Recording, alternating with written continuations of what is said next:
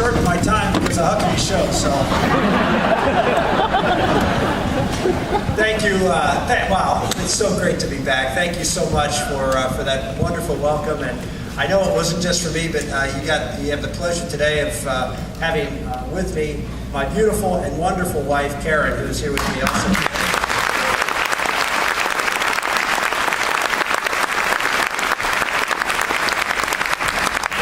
This has been a tough day for us. We just flew in from Charleston, South Carolina, and my son John took a year off of school to after his graduation from high school to work on the campaign. And we spent a lot of wonderful days here. He did. He spent a couple months here in the state of Iowa campaigning for me while I was here and when I wasn't here. And through the course of the campaign, he made a different decision on where to go to college, and he decided to go to the Military College of South Carolina, better known as the Citadel. And so he started his Citadel training this morning, and he is going through Hell Week as we speak. And so we're feeling a little guilty being here and enjoying Iowa while he's going through the rigors of initiation into the Citadel. But it was a tough thing for Mom today, so say a prayer for John, but say a prayer for Mom too. But we feel very blessed that he's decided to take up that responsibility and to serve our country, and we're very excited about what he's doing. And I can tell you, the campaign was a big influence on him, and the people of Iowa, the people of South Carolina in particular, where we spent a lot of our time over the past year, had a tremendous impact on him, and it had a tremendous impact on us. Just on behalf of Karen and the family, I just want to tell you that we love coming back to Iowa. We love coming back and talking and meeting with the people from here in the heartland who stand up for the values that are central to a free republic. And that really was the message of the campaign. And we started an organization called Patriot Voices, and I did so because we wanted to start an organization where we were trying to reflect your values, pretty much what the family leader does here in the state of Iowa. That's one of the reasons I was so honored and privileged that a little less than a year ago, your leader, Bob Vanderplatz, jumped on board and helped us out in the Iowa caucuses and gave us an opportunity to stand here in Iowa and to do well here, and then to take that message on the road and have it resonate throughout the country.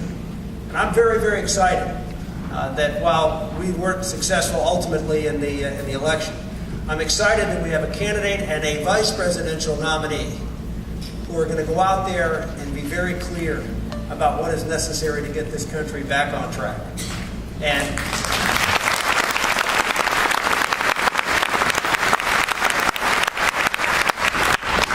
I'm very excited about Paul Ryan's announcement today, the announcement of Governor Romney's to select Paul Ryan as his running mate. Paul is, as you've heard from everybody up here, and I served with Paul, I know Paul, I know him well. He is a absolutely conviction conservative. He is someone who not just votes the right way, but from the standpoint of strong formation and understanding the basic moral principles of our country, the basic foundational values and virtues of our country, and then trying to apply those principles to the problems that we have today in America. Paul Ryan feels it in his heart. He understands it, and he has the passion and courage to go out and make bold proposals and fight for those in places where it's not popular to do. Exactly what we need in Washington, D.C. So I want to congratulate Governor Romney for the choice that he made. I want to encourage all of you to rally behind this ticket. Obviously, Iowa, gosh, I mean, it seems like you guys are always at the center of everything. I mean, obviously, a year ago on this weekend was the Iowa straw poll, and since that time, Iowa's been in the crosshairs, and you're back in it again. You've got 4 congressional races. 4. You only have 4. So, I mean, you have 4 congressional races that are all contentious. All of them could, decide whether we're going to have a conservative House, a probably have a Republican House. But as we've seen, just because we have a Republican House doesn't mean we have a conservative House. And we need to have conservatives elected. You've got 4 conservatives.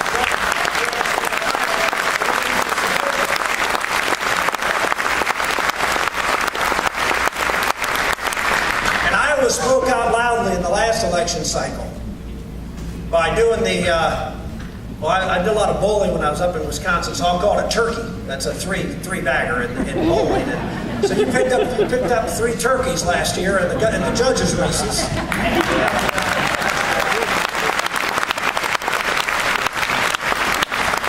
Now we have a chance to add to that streak. And I will tell you that I was excited. I know you're going to hear from Brian Brown, and you've already heard from Bob and others who were out there on the front lines a year ago, and I was honored to be there with them. And if you guys want me back, I'll be honored to be there with you again to make sure we send a clear message that the voice of the people on the issues that are at the heart of who we are as a society, what our values are, laws that reflect the values of the people. We need to make it very, very clear what our values are, and that they're not to have elitist judges rule from on high and tell us that we have to fundamentally change who we are as Americans. And that's what this is about. A fundamental change as to who we are as Americans. Because they decided that it's time to change them. They decided that that's best for us. Judges are not there to impose their will on the rest of us. They are there to be referees in a republic, not people who play one side of the ball, pick up the ball and run with it, or play at the batter's box. They referee, they stay on the sidelines, and they allow the people to decide. Will you decide on this election day to vote out Justice Wing and then send another strong message here in the state of Iowa?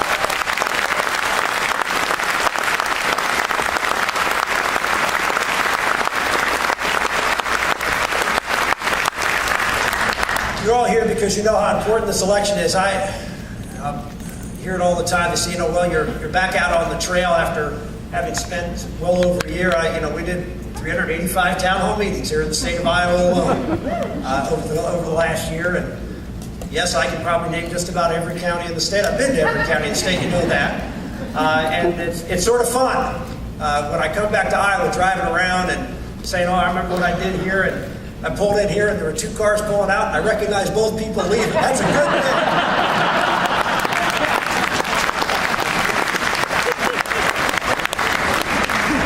And I'm going to say, why did you leave before my speech, too? That's another good thing. But,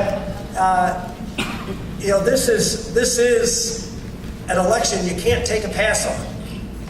This election you have to be engaged in. We have seen over the past 4 years, but even more so over the past several months, what this president is capable of. What he is willing to do to get his way, to win elections, and to move forward his radical agenda.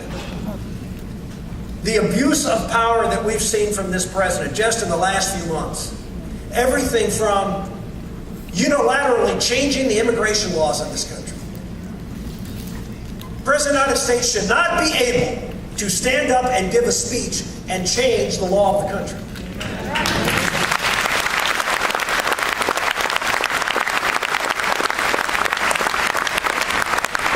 We have a document called the Constitution. It's the people's Constitution. And the President has contempt for the people's Constitution. He has showed it repeatedly. He did on the immigration issue by saying we are now not going to consider 800,000 people here in this country, here illegal anymore. He couldn't get it through the Congress, so he is going to unilaterally change the law. He's going to say to the people of Arizona after the Supreme Court ruled that police could, in fact, question people they detain as to whether they were here in this country legally or not. And the president said, I don't care what the Supreme Court says. I don't care what the state of Arizona says. I am not going to enforce that law. I don't care what Bill Clinton and the vast majority of House and Senate members did back in 1996 when they passed the Defense of Marriage Act. The president says, I'm not going to defend that law. I don't care what President Clinton and 70 senators in the United States Senate and an overwhelming majority of House members when they passed welfare reform. And the president just said a couple weeks ago that he was going to take the two provisions in that bill that we wrote, that we said, because I helped write it. Two things we said you cannot waive, Mr. President. You cannot waive time limits on welfare because welfare should not be a permanent dependency program. It is not.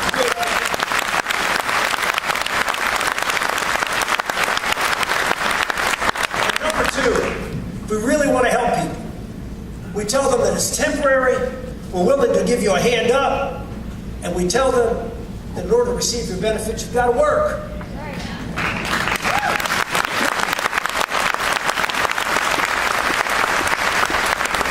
And what happened? Almost two-thirds of the people who are on welfare, the rolls dropped by two-thirds. The welfare rolls now, in spite of the fact there are more people in America, in spite of the fact we have the highest rates of participation in food stamps, Medicaid, S-chip, you name every poverty program there is. We're at record levels of participation except one, welfare. Something called TANF, which was the replacement of AFDC. That is still way down. Why? Because there's a time limit and a work requirement.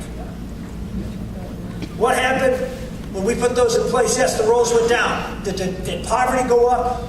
Did people not find jobs? No. Poverty levels went to the lowest level in the history of the country since it's been measured.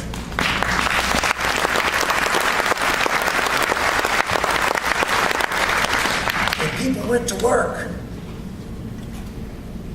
Children saw their moms go off to work and understood the value of work, understood the value of training and education, which was required to get some of that work. We transformed.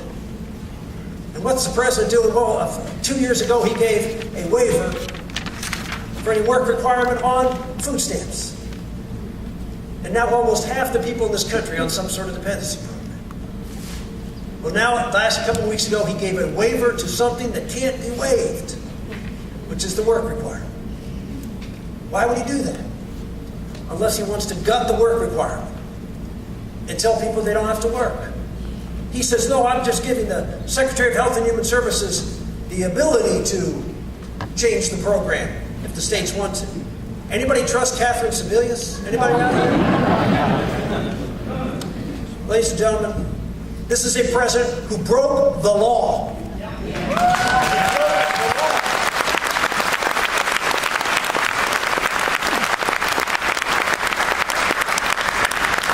You are not allowed to use that waiver. You know what they said? Well, because it's mentioned in a section that allows waiver, although it specifically says you can, because it's mentioned, we're going to include it. Ladies and gentlemen, this is a president who has no respect for the Constitution, no respect for the laws of this country, and most importantly, no respect for the American people, and he must be defeated in November.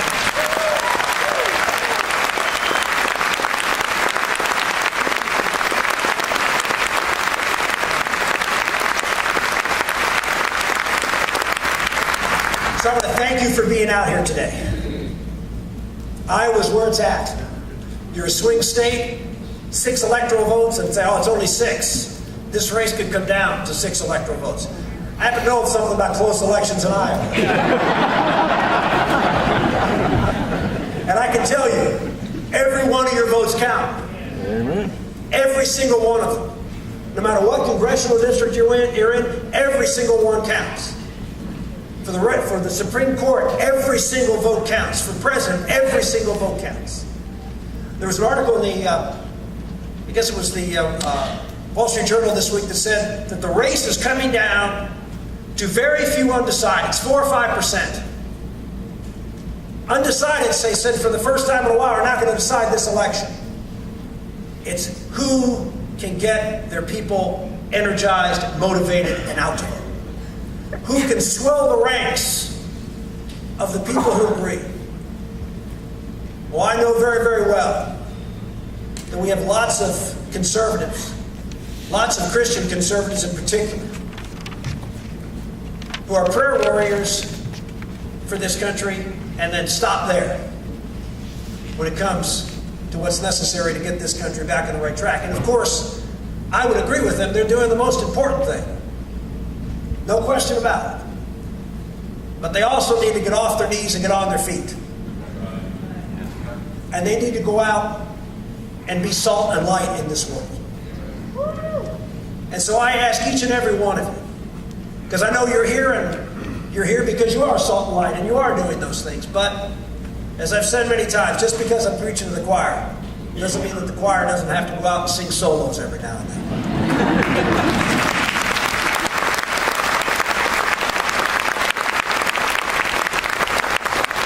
So please go out.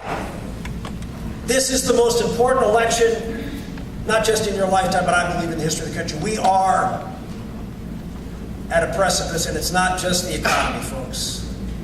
And I hope with Paul Ryan's insertion into the ticket that we'll hear a discussion of a broader set of issues, because it is important that we understand that this is a cultural crisis in America, a moral crisis in America, not just an economic crisis. The moral crisis is at the root of the economic crisis in this country. The breakdown of the family is at the root of the economic crisis in this country. You heard me talk about it many, many times, how the breakdown of the family is directly correlated to poverty in America. I cited this over and over again, a study by a liberal institution, the Brookings Institute, that said that if you do three things: marry before you have children, work, and graduate from high school, the chances you will ever be in poverty in America is 2%. If you fail to do just one of those three things, chances you'll be in poverty in America in your lifetime, 74% chance. We know what works in America. We know how to succeed. Education, strong families, and work. If you have any doubt about that, and the elite doubt that, the elite snub their nose and poke fun at those who talk about traditional values and traditional families. But the elite doesn't practice what they preach. Because what they practice is exactly what I'm preaching. If you take the top 20% of people in this country with incomes, the top 20% of income earners, and compare that to the rest of the population, the overall population of America over the age of 18, only 51% are married. That is a record low, down 20% in 30 years. Only 51% of Americans over the age of 18 are married. But if you look at the top 20% of Americans by income, 85% of them are married. They don't preach what they practice. You know the family is at the core of everything. So that's why I'm here to encourage you. Get out, be salt and light. Work here. Win 4 congressional races. Defeat that justice and continue to send the message on the power and the importance of family. And elect Mitt Romney and Paul Ryan here in Iowa. And you will do a great, great service. Not just to the United States, but to mankind. Thank you all very much.